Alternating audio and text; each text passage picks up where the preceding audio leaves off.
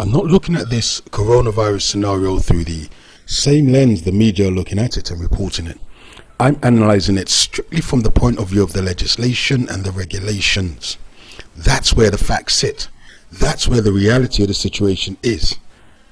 There can be no disputing the accuracy or the validity of what I tell you, because I am quoting and showing you what in fact the law says, and I am telling you what it means, because no one else is going to tell you.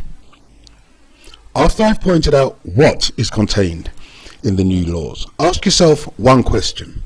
Ask yourself this question: which politician, political journalist, or main news outlet has told the public specifically that the coronavirus law contains these measures, these new rules? Ask yourself that question.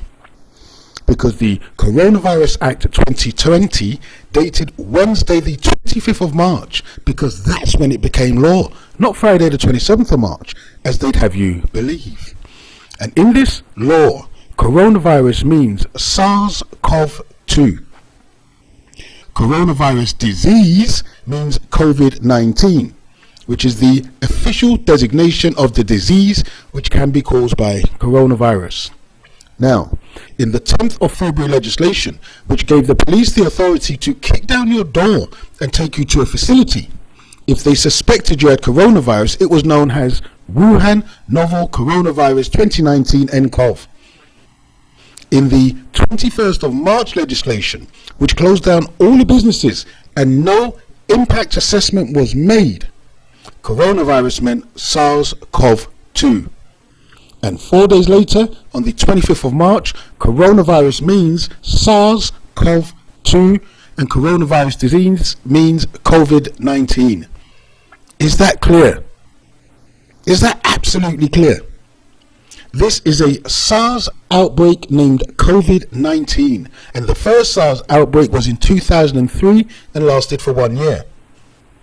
Ask yourself the question: which politician, political journalist, or mainstream media outlet told you this? Now, the coronavirus legislation is very lengthy, and I will post a few videos broken down into digestible chunks, because trust me, a lot of the law passed is unpalatable and hard to digest. There are 102 sections and dozens of schedules, but from some of the sections, let me inform you that under Section 14, an NHS body does not have to comply with its previous duty of assessment of eligibility for continuing healthcare or nursing care. So, in this health crisis, the government, in its wisdom, has removed a key aspect of health care. And I suppose that's how they save the NHS, by not treating people. Under Section 15, a local authority does not have to comply with its previous duties and responsibilities for care and support. So again, in this health crisis, the government in its wisdom has removed a fundamental aspect of care and support provided by the local authorities. Under Section 19, confirmatory medical certificates are not required for cremations. Section 24 has an extension of time limits for the retention of fingerprints and DNA profiles, and it says, in the interest of national security. Now, someone of an intellect or intelligence greater than Einstein or Nikola Tesla, someone with the wisdom greater than that of Confucius or Buddha, would not be able to convince me of the rationale for this provision because of a virus. Section 30, the suspension of the requirement to hold an inquest with a jury, and it says the requirement for an inquest to be held if a coroner suspects death was caused by a notifiable disease, and then it says COVID-19 is not a notifiable disease.